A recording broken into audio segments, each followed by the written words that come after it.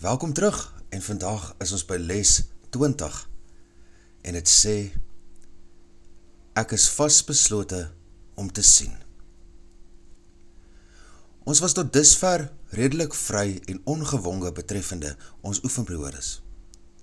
Daar is feitelik geen poging aangewend om die tyd te beheer om hulle uit te voer nie.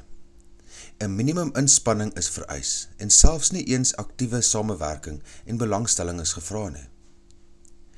Hierdie benadering was opsetlik en baie sorgvuldig beplan.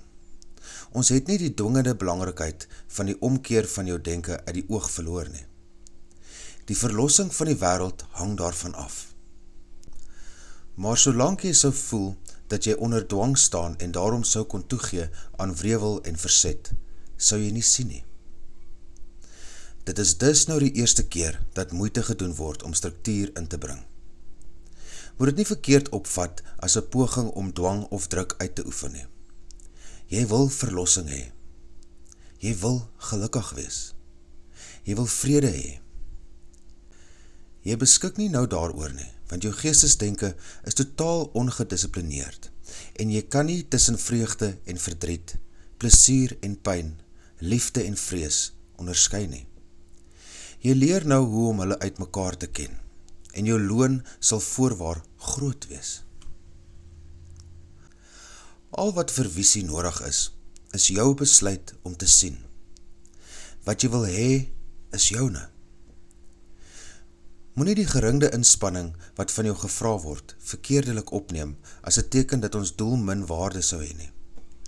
Kan die verlossing van die wêreld 'n onbenullige doel wees? En kan die wêreld verlos word as jy nie verlos word nie? God het een seun, en hy is die opstanding en die lewe.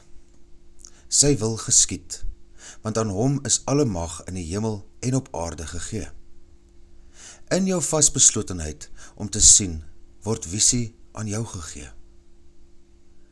Die oefeninge vir vandag bestaan daaruit dat jy jou hele tyd deur die dag daaraan herinner dat jy wil sien.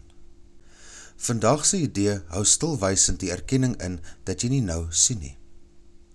Soos jy dus vandag se idee herhaal, verklaar jy dat jy vasbeslote is om jou huidige toestand na 'n beter een te verander, en een wat jy regtig wil hê. Herhaal vandag se idee stadig en positief, ten minste 2 keer per uur, en probeer om dit elke halfuur te doen. Moenie bekommerd raak as jy vergeet om dit te doen nie, maar wend regtig 'n poging aan om dit te onthou. Die ekstra herhalings moet toegepas word op elke situasie, persoon of gebeurtenis wat jou ontstel. Jy kan hulle anders sien, en jy sal ook. Wat jy verlang, sal jy sien. Dit is die werklike wet van oorsaak en gevolg, soos dit in die wêreld werk. Dankie dat jy hier is. Onthou om die les te oefen. Vergewe, sien anders, leef in lig.